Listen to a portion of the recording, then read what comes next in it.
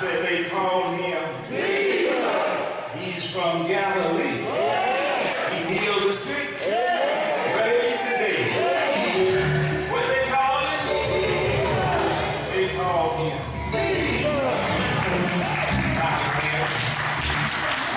God, we thank you right now for another opportunity, Lord, to come to this present place to lift up your holy name. Thank you for these, your people. Thank you, God, for another Lord's Day. Now we pray, Lord, that your word will go forward and ultimately your will be done. Thank you, Lord. Thank you, Lord. In Jesus' name, amen. He's a better day.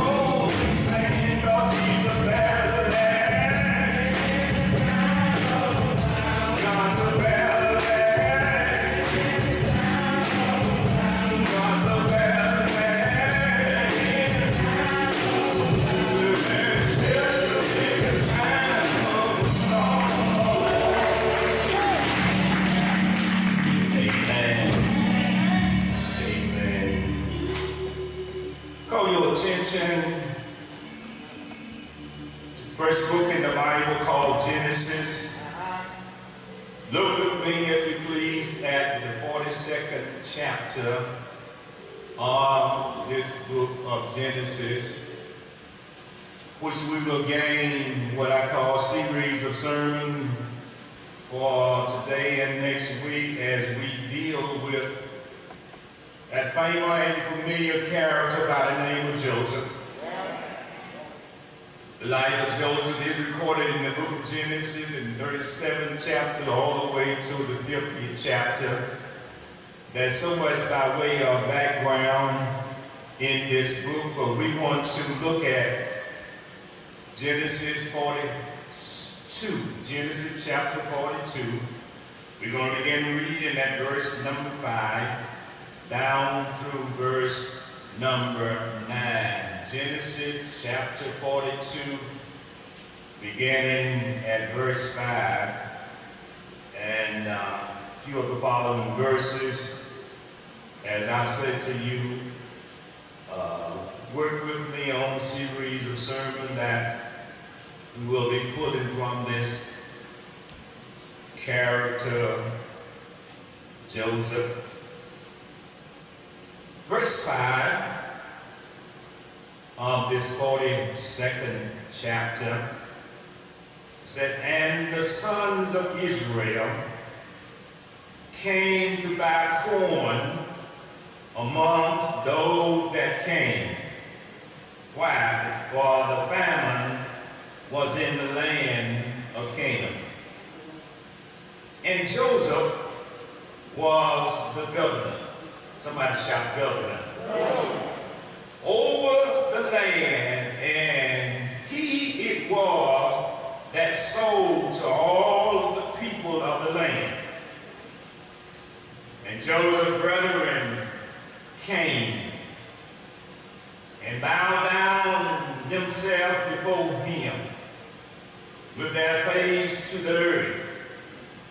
And Joseph saw his brethren, and he knew them, and made himself strange unto them. And he spake roughly unto his brothers. And he said unto them, in essence, he said, where y'all come from? And they said, from the land of Canaan to buy food. Look at verse 8, y'all. He said, and Joseph knew his brothers.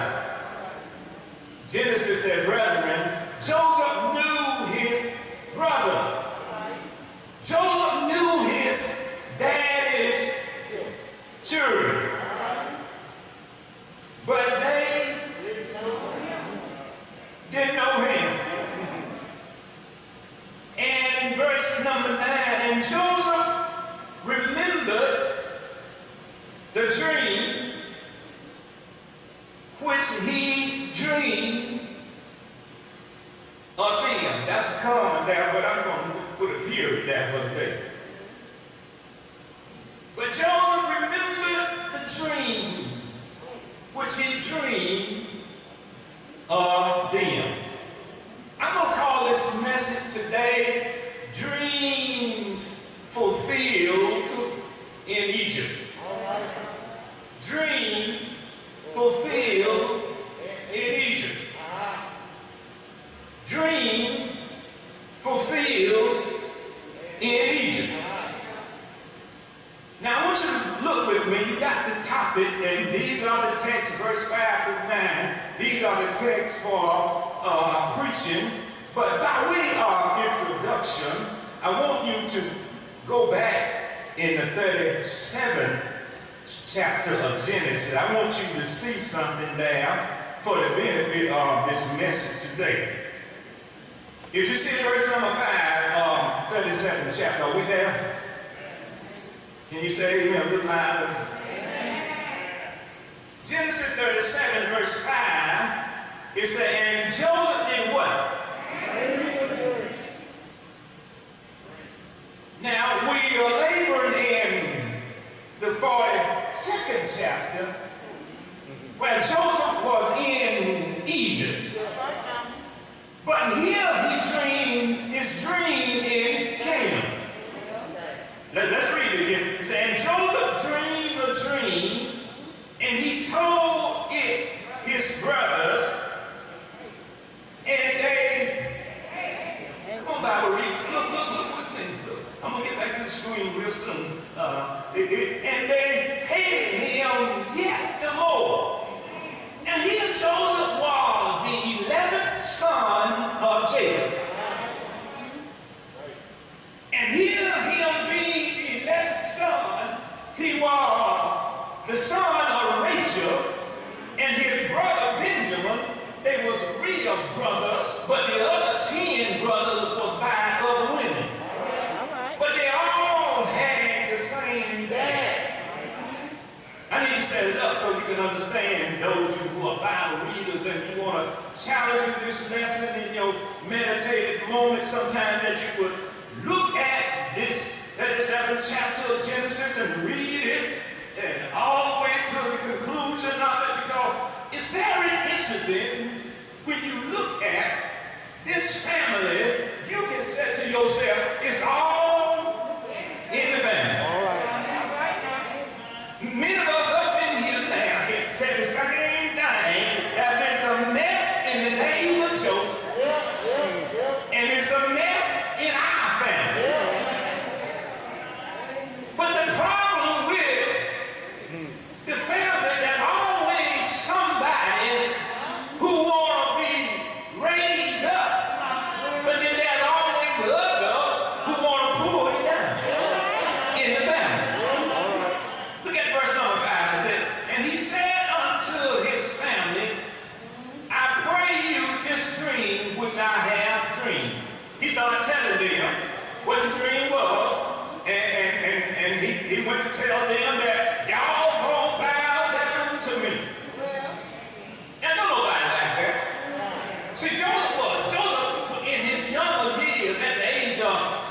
17, he was kind of hot-headed. When he noticed all was getting ready to deal with him, he started telling his family and his daddy, y'all gonna bow down to me. And you see, after every time he said something, it said that they hated him the more. Look at verse number 9. And he dreamed yet another dream and told it to his brother. And he said, behold, I have dreamed a dream more. And behold, the sun and the moon and 11 stars is going to be obese or bow to me. Imagine your baby brother or baby sister end up in your baby telling you something. Y'all didn't go to college. I'm going to college. Who he think he is? Let's look at verse number 10. Verse number 10. And he said, and he told it to his father and his brothers, and his father did what? Even dad didn't want to hear what his son had to say. And you walk around here trying to cover up for your kinfolk. They don't want you to excel. I hear it all the time. He think he's under the moon. Then they go and pick it at you, come. You try to have a business for yourself. And they point the finger at you. And then they don't point the finger at you, they want to use you. You go and help the cousin out. You won't have nothing if you always trying to help your cousin out. I would be in bad shape if I had to depend on my family to support me in this ministry.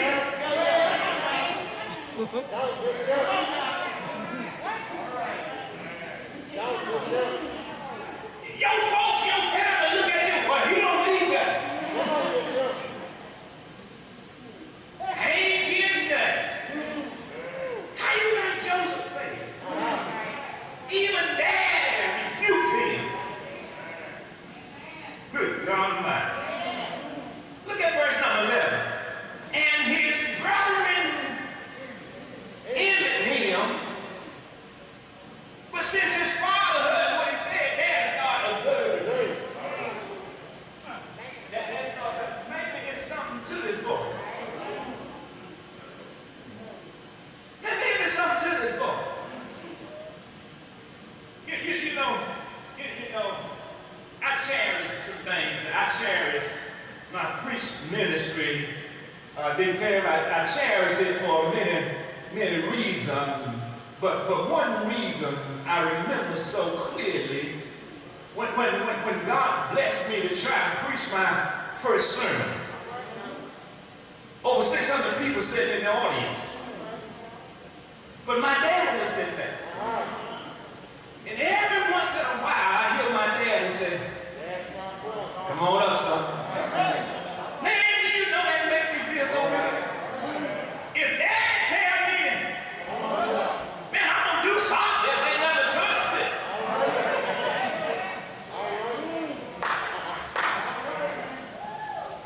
When I went down in the baptism pool over here, and my dad was standing in the back there, and Pastor Johnson was taking me down, and I heard my dad say, that's mine.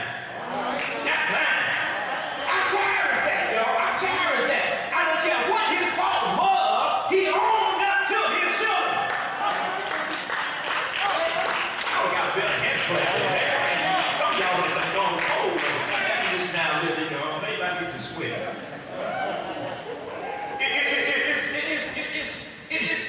It's in here. I'm trying to introduce you to, if you look at verse 19. Verse 19. After Joseph had told them about his dream,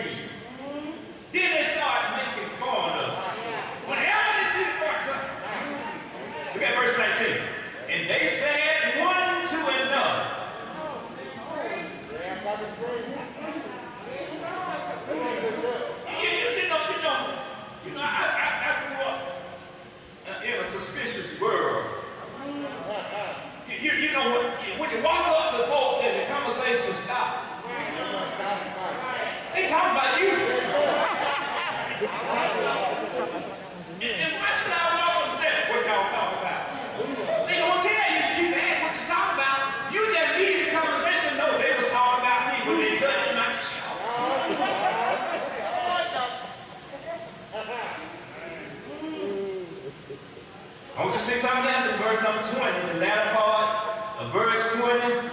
We shall see what will become of his dream. And this is in chapter 37. But now let's go back to chapter 42. I'm showing you this purposely because when you get back to chapter 42, 22 years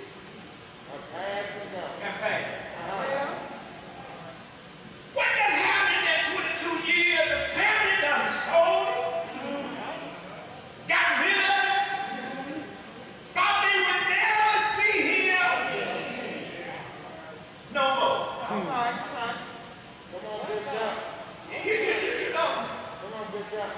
y'all may not believe me, but there's drama in our family.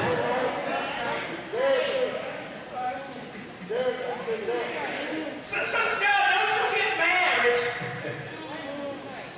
and have a man that take care of you, and you got other sisters looking at you. She thinks she all this and that. I just rose up. That's all. I just rose up.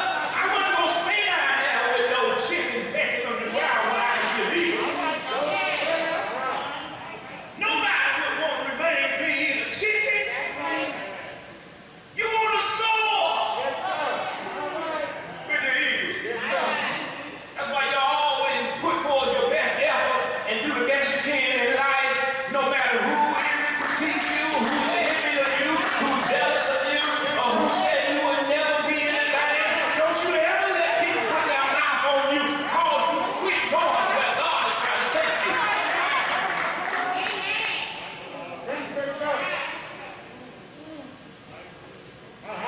In the Bible tells us, don't despise small beginnings. Come on, Bishop. Never despise small beginnings. See, they despised Joseph, who told them, y'all gonna bow to me. But then they hated him, they envied him, they sold him. Joseph was one of his daddy's children who was born in daddy's old age. And his daddy cherished Joseph and his brother Benjamin.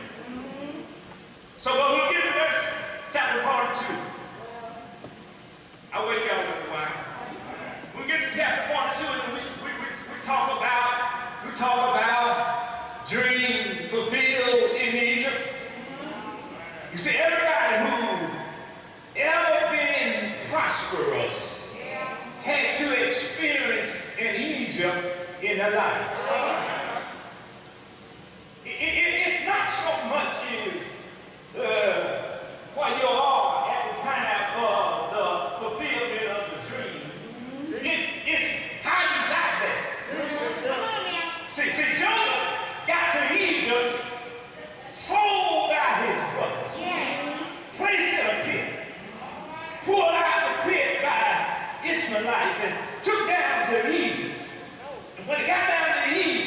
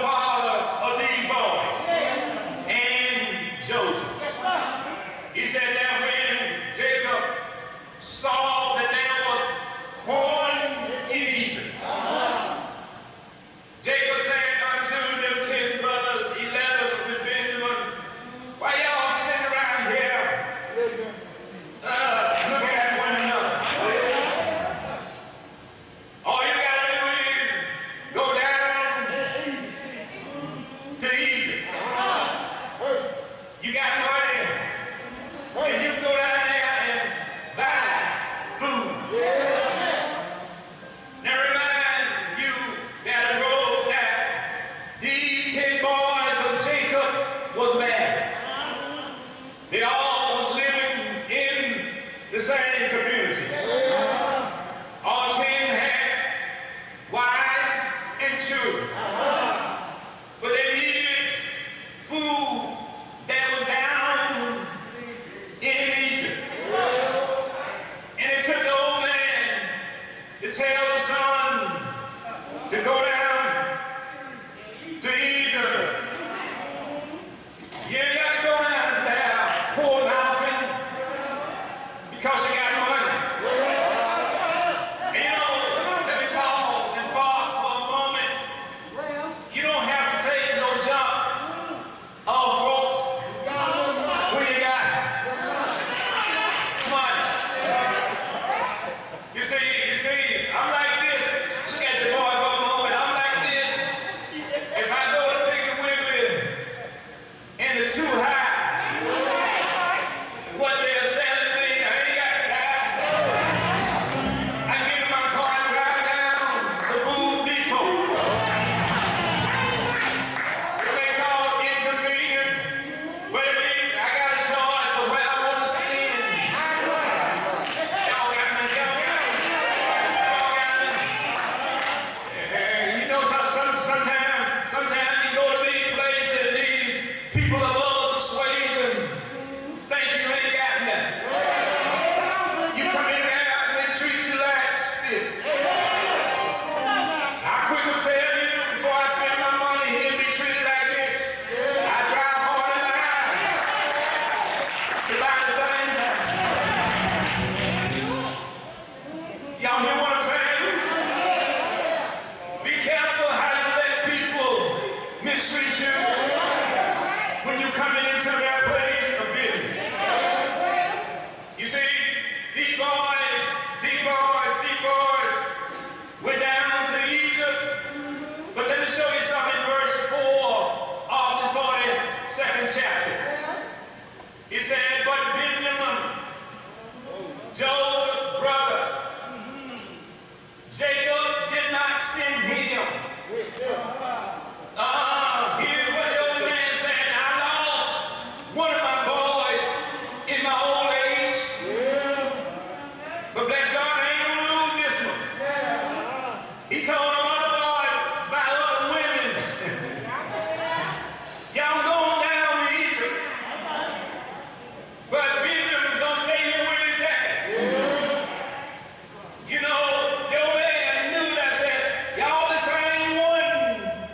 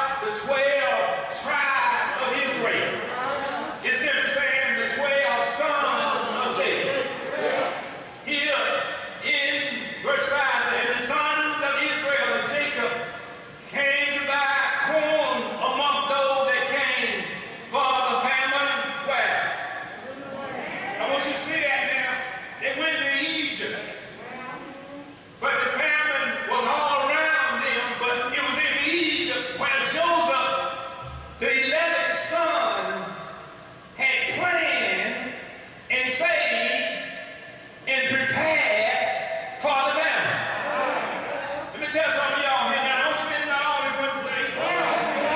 Stop, Bishop. Do like your aunt. Put something up. Put something up. Because you never know when the virus is going to show up. Don't spend it all on yourself this year. Save some. Y'all ain't hearing me here. If the ant got sense enough to store up for the winter, you who are intellectual people ought to put some away for a hard time. And believe me, you, hard time will come. Now that many of us are living by you right now. Are y'all hearing me today? Hard times gonna come. But let me tell you, hard time does not stop your dream. It does not stop your dream. Matter of fact, critique, criticism, and jealousy should never stop your dream. All right. It is in verse 6 of the 42nd chapter, and Joseph was the governor over the land. Them brothers never thought that their brother would have gotten that. Y'all see it? The brothers who came from Canaan to buy food in Egypt never would stop that they were going to be confronted by their brother. You don't ever know how God can raise up a family member. That's why you have to be careful how you treat your biological family. Sometimes the one that you think is the worst one, Come on, Bishop. God can raise up. God can have you coming to them for help. I heard a young lady say, she said the last thing she want to go to her brother or sister for help. Why is it that you can't go to your brother, biological brother or sister for help? What kind of human are you when you want to reach out to help your brother or sister? Look at me if you please. Because all of you mamas, children, and you need to help one another. Y'all may not like what I'm saying. You talking about, well, you don't know how great my brother or my sister is. They may think the same thing about you. Get help somebody when you can, and you won't have the guilty conscience. Joseph was in a position where he could help his brothers. But his brother had forgotten that they sold him. They had forgotten that they was the enemies of him. And when they got down to Egypt, verse 7 said, and Joseph saw his brother. And he saw him coming, and he knew who they were. He said Joseph was once of Jewish descent.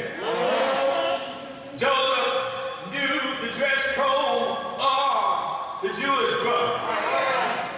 See, Joseph, in the position that he was in Egypt, and he had taken on the culture of Egypt. He looked like an Egyptian. He dressed like an Egyptian. And his brother didn't know him because he had been elevated in a powerful position.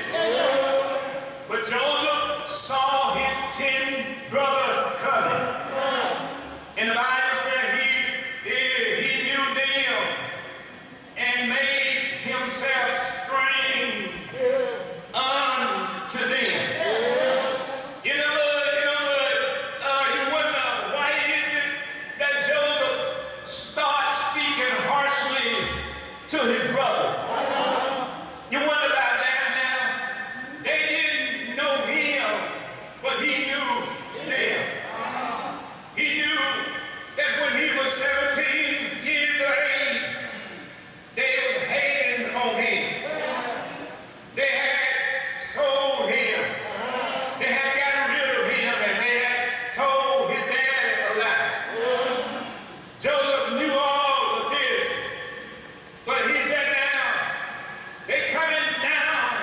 to me where they forgot that I told them that they would bow before me.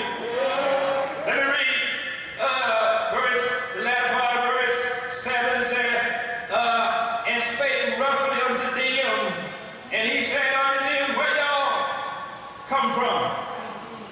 And they said, from the land of Canaan. We come down here in Egypt to buy food. And verse 8 came out, and Joseph knew his brethren, but they knew not him. Can't you imagine 10 brothers standing before one brother? And they didn't know him. Here it is, verse number 9. And Joseph remembered the dream. You see, 22 years ago, he had told them that I have a dream. And they pretty much laughed at it. I dreamed that y'all was going to bow down before me. But y'all hated me for that. But now I wish you would just look at yourself. Now Joseph was God's man. Because the Bible said when we studied the life of Joseph, it always said whatever event took place, it always said the presence of the Lord was with Joseph. That's how it is. You can be evicted, you can be envious, you can suffer many evil things, but when the presence of the Lord is with you, I'm trying to tell you, it makes a difference, ladies and gentlemen. When God's presence is with you, He'll raise you up. He'll put you in places where it will be your wildest dream. The brothers didn't know him, but he knew them. And Joseph could have said, I told you that you were going to bow down before me, but that's not how people of God act. You know, sometimes people wait for you to fall after they done told you you was going to fall, and here you come and say, I told you, but you were hard-headed and you wouldn't listen. That's not how you're going to handle people when they mess up. Sometimes even our children mess up, and sometimes embarrass us. But what you do, you pick them up, you dust them off, and you give them another chance. Why? Because somebody gave you another chance. It's hard to preach looking at these masks, but I'm going to do the best I can. Because we're here in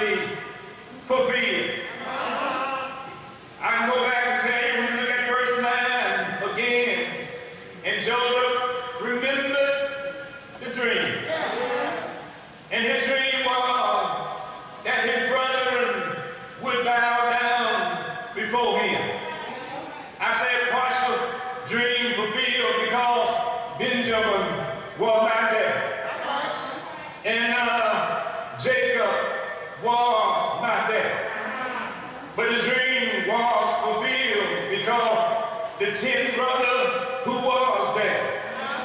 They saw a man in a high position. They saw a man who could help them in the midst of their famine. Even though Joseph, he began to accuse them of being spies.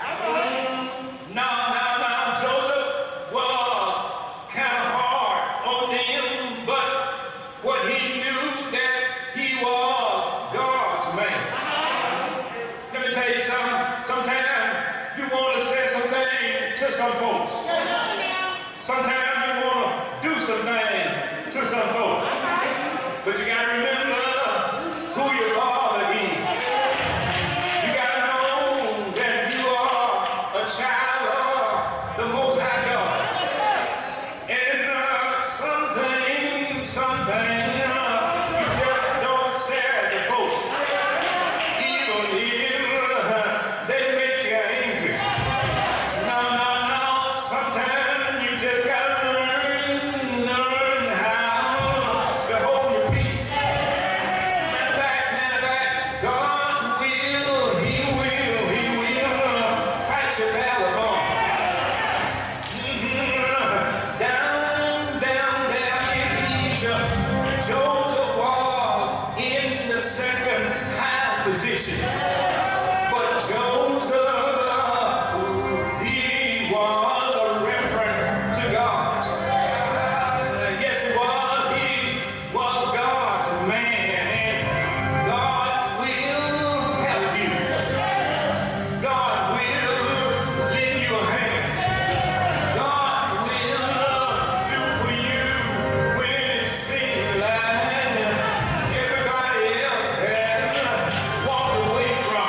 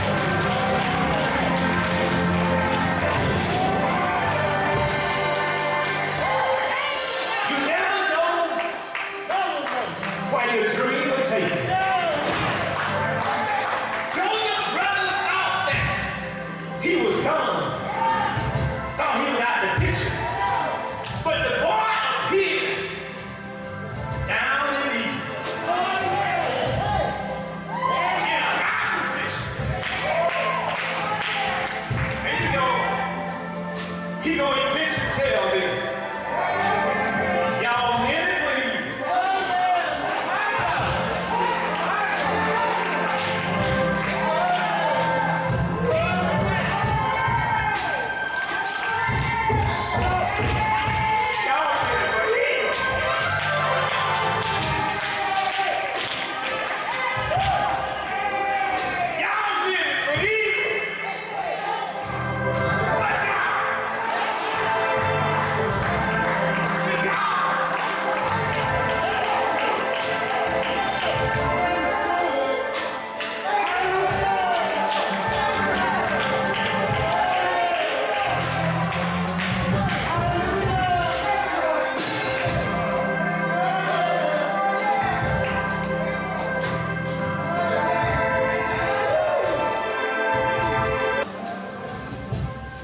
Y'all come today and accept Jesus Christ. The door of the church is open.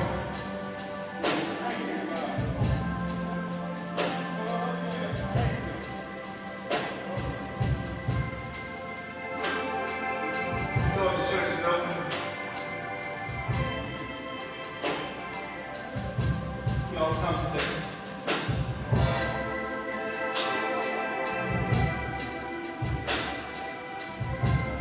Take your seat just for a moment. Didn't mean to hold you, but as you pray the offertorium prayer and as you pray the benediction prayer, I want you to get your gift of offering in your hand.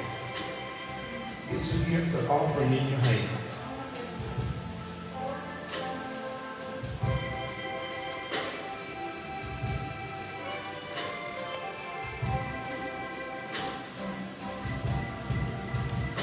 Go back out there here. Okay, we're going to pray the prayer, the offering prayer. We're going to pray the benediction prayer. God, we thank you for this gift that we are able to give. We are able to be a blessing to your ministry because you have blessed us, Lord, in so many ways. We want to thank you for this gift that I can give. Not only that, thank you, God, for this day that we've come together. And as we leave with a blessing. Knowing that we have a right to dream. Knowing that our dream can be fulfilled. And we don't know where the place it may be for our dream to be fulfilled. But we believe our faith. And it's on the way. It's on the way. Now may the grace of God, sweet communion of the Holy Spirit, will rest and rule with us henceforth and forevermore. The people of God say, Amen.